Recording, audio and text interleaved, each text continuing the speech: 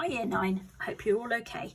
Right, so you should have done the key marking task, the sort of paper copy one. So either you printed it out, which is the ideal opportunity, but some of you might not have printers. So some of you might have to have done the best that you can in your exercise books, which might have meant copying out graphs and whatnot. So as long as you've tried your best, okay, you will have a online one to do, so you can show me your results then.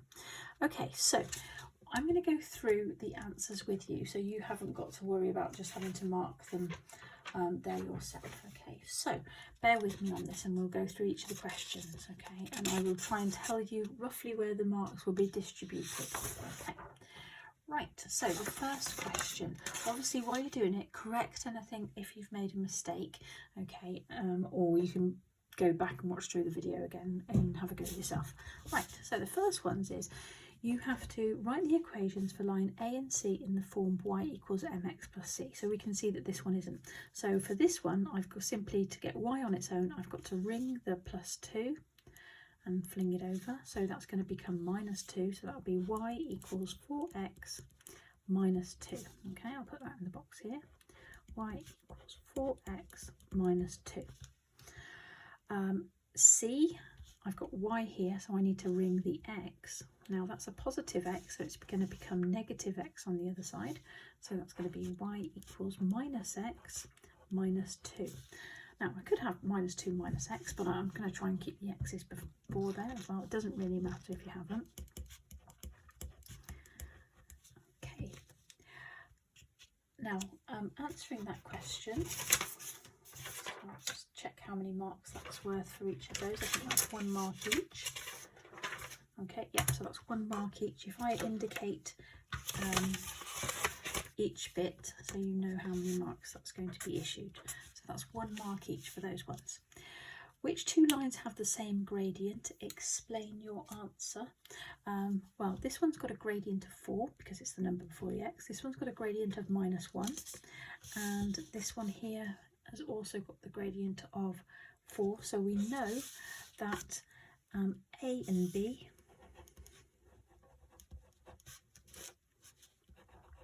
okay, as they have the same number before the x, okay, we call that the coefficient.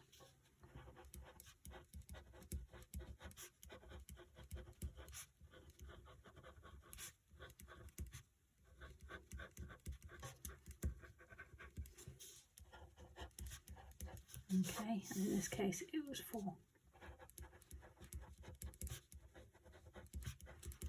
Now, I've perhaps gone a little overboard with that explanation, but that will help us come later on. Now, because you're going to do an online one assessment, so it's really important that you try and fully understand these questions in preparation for that. So that's worth 1 mark there. Okay, next question. You had to fill in from there which of those were correct. So this one was, these had the same gradient, so they were the 4x1. So this one here will be y equals 4x, and that was cutting at minus 2. We'll see the numbers here. This one will be y equals 4x add 3. Okay, we can see it's cutting at 3. And this one is y equals minus x minus 2. You may have just labelled them A, B and C, which is fine. So that one there is the A, this one here is the B, and this one here is the C. Now you get 2 marks for those, so that question is worth 2 marks. If you've made a mistake on one of them, then you've probably made a mistake on 2, so that's just 1 mark. Okay. Question D, using it, find it where the 2 are crossing.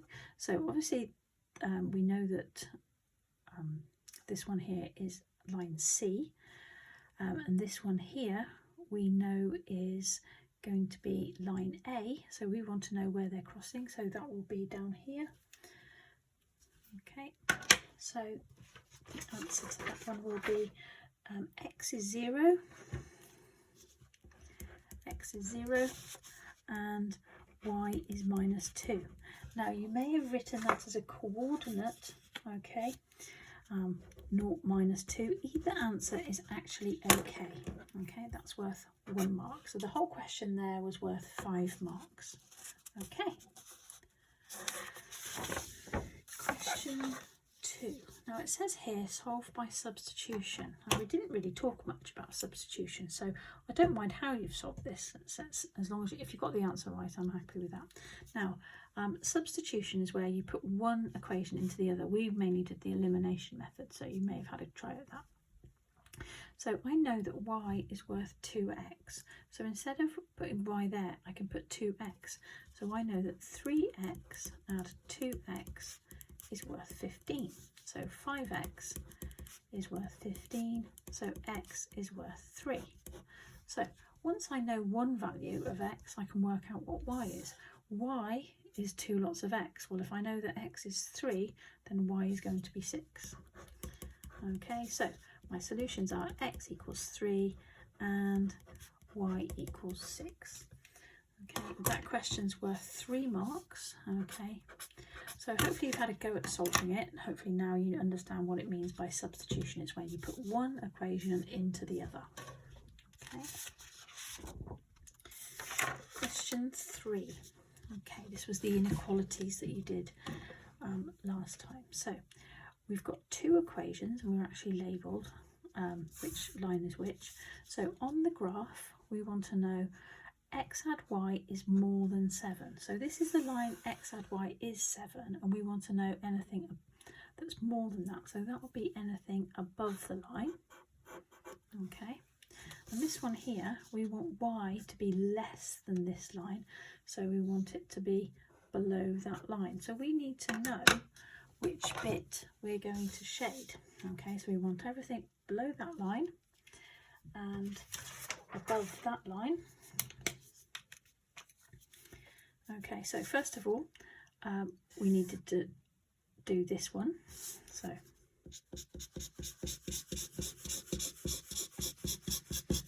okay, that was, I'm going to label that section P. Okay, and then I have to find a different colour now. I want to know anything below this line. Excuse me.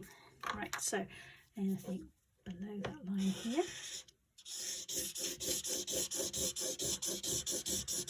So my purple is going to be section Q.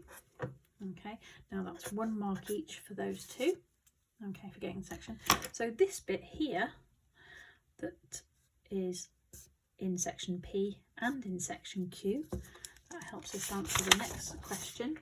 What can you say about where it overlaps? Well, it satisfies both inequalities. So an answer like that would be fine. It satisfies both inequalities. You may have written the inequalities down, that's fine, that's another mark. Okay, right, the next one. Now this is a 5 marker, and I've tried to jot down how you could pick up marks here. So we've got 2 coordinates. Now I have given you practice on this, so hopefully you had a go at it. The first thing I've said to you is find the gradient. So the gradient is going to be the difference in y's over the difference in x's. So how do I get from 2 to 17? Okay, to get from 2 to 17 is 15. How do I get from 1 to 4? Well, 1 to 4 is 3. So I know that the gradient is 5. Okay, if you've managed to work out the gradient, that would be 5. And if you've got some method of working out the gradient, that's another mark. Okay, now we know then that y equals mx plus c. Now we now know that the gradient is 5, so instead of m, I'm going to put that in. Y equals 5x at c. Okay, so there's another mark by being able to substitute the gradient into that bit. Now, do you remember we take a coordinate? So if I take 4, 17. So 17 is y, so instead of y, I'm going to write 17. 5 times 4 is 20. Okay, so I can see here, for this to work, c is going to have to be minus 3. Okay, there's my 4th mark. So then my final answer will be y equals 5x minus 3 for my 5th mark. Okay, so you might want to, if you didn't understand that, you might want to rewind and go back over that and have a look.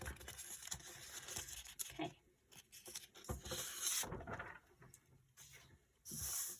Right, solving this pair of simultaneous equations.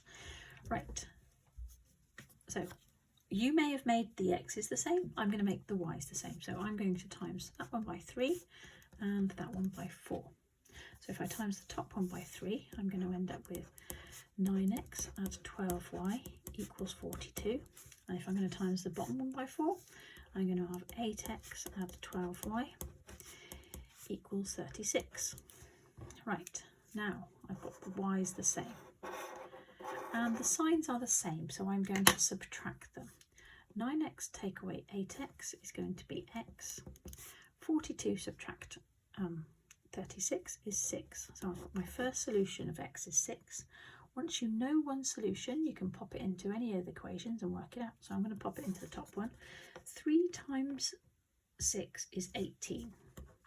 So 18 at 4y makes 14. So I can see that 4y must be worth minus 4. So y must be worth minus 1. So there's my second solution. I'll put the answers on here. So x equals 6 and y equals minus 1. Now, how to get those 5 marks?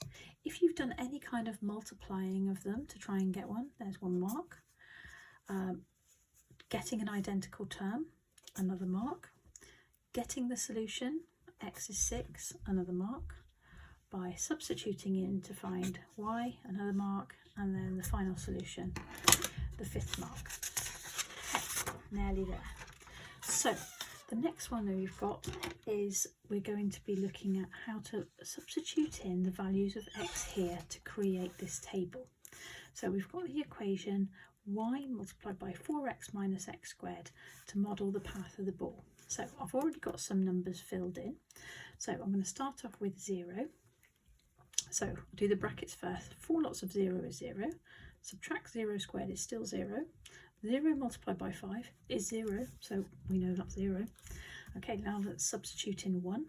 4 times 1 is 4. I'm going to jot these bits down here. Subtract 1 squared. Okay, multiply that by 5. So 5 times 3 is 15. Then I'm going to use the value 2. 4 times 2 is 8. Subtract 2 squared is 4. Multiply that by 5. So that's 5 times 4, which is 20. Okay, so we should now have, I'm just checking how many marks that it's worth. So that's 2 marks for that table. If you've made a mistake, you have to drop down a mark. Then another one for plotting it. So when I plot it here, I end up with this. Now apologies here, I've just noticed when I was doing this one that the axis is a little bit out of sync. I think it's just by a bit of movement. That should have been 10. So I do apologise if you've sort of like tried to put 10 there. Obviously we can see it's a little bit dodgy. So that 20 should have been up there. I don't know what's happened there. So we should have 3rd mark for plotting that bit. Right.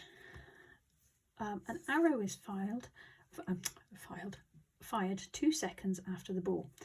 Initially, the flight of the arrow was modelled by the straight line. Plot the path of the arrow on the grid below, a grid above even. So I'm going to start off with 2 because that was 2 seconds. 20 times 2, okay, is 40. 40 subtract 40 is 0. Then I've got 3. 20 times 3 subtract 40 is 20. And 20 times 4 is 80. Subtract 40 is 40. So then I can plot those points 0, 20, 40. Okay. Which gives me this line here.